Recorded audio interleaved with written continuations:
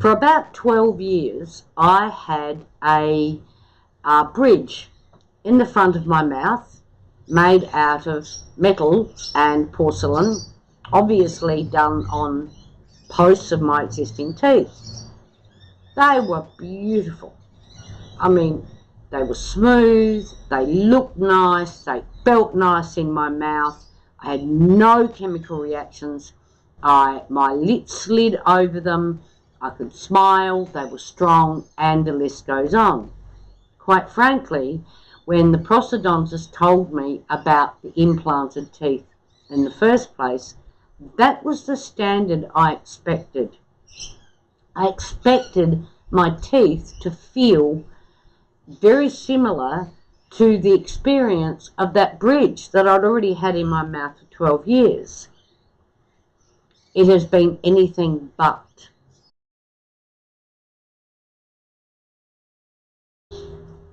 The advice from the prosthodontist, who took all my teeth out and replaced them with all-on-4 bridges, advised me to have acrylic teeth, mainly because they were cheaper and supposedly easier to manufacture. Now, I was told at the time that they would last 20 years. Subsequently, I've learned that they don't. In fact, they started breaking about the third week in my permanence, because the acrylic isn't as hard as either the porcelain or the zirconia. And of course, they now say that the acrylic might last you 5 years and then they'll need to be replaced. Now, we've talked about the acrylics and the curing of the acrylics. That acrylics can be cured either by light or by heat. And that when individual technicians are manufacturing or making the teeth, then those it's very open to an imbalance, or perhaps making mistakes or not being cured properly, and those are the issues that cause toxicity in your system. So the dental industry now buys what is called discs of milled material. It's basically a solid disc of supposedly cured material, whether it's acrylic or zirconia, and a 3D machine then carves out the shape of your teeth or your entire bridge out of this single piece, and it's called milling your teeth.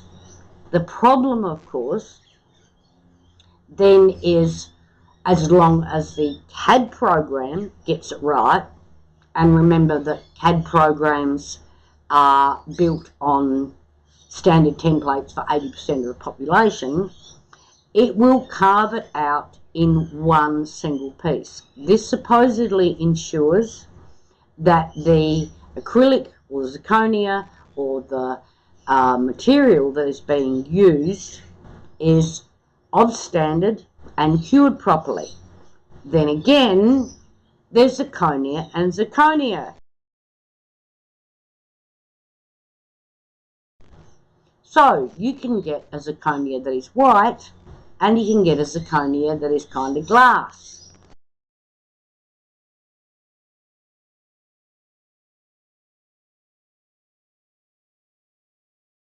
And if you've noticed, mine are quite glassy. They are also incredibly rough. So I'm not getting that polished enamel feel where my lips can glide over my teeth and not feel as though they are under sandpaper. So while I'm not having the terrible chemical reactions with food with the teeth that are currently in my mouth because of the anodized metal,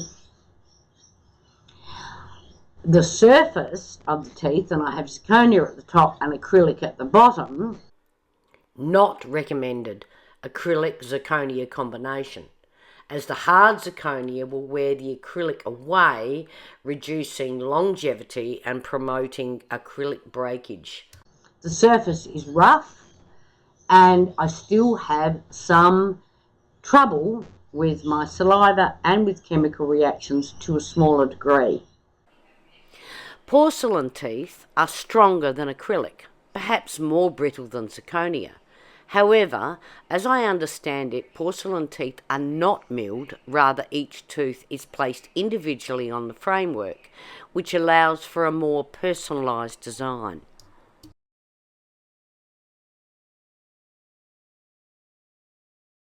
Now, in the dental industry, they source their materials from all over the world. There's no particular brand or quality that seems to be, although there are standards in Australia, those standards can be fairly broad. You can have all sorts of metals. I know you have the titanium generally as the implant. That is the metal that is inside of your jaw. So obviously I have some sort of reaction to the metal that's outside, inside my mouth, but not part of the implant itself. Now, that could be the abutment, the part that sort of comes up, right, that then connects, or the post that then connects to the implant inside your jaw. I know that when this broke, this piece, this post, is the piece that caused all the problems. So is this metal different from the framework metal that was used? I don't know. And the dental technician that made them couldn't tell me. And this is part of the problem, is that they do not record the metals or the materials they use, nor generally can they tell you where they've been sourced. Be aware of the fact that there's no real across the board standard as far as the materials are concerned.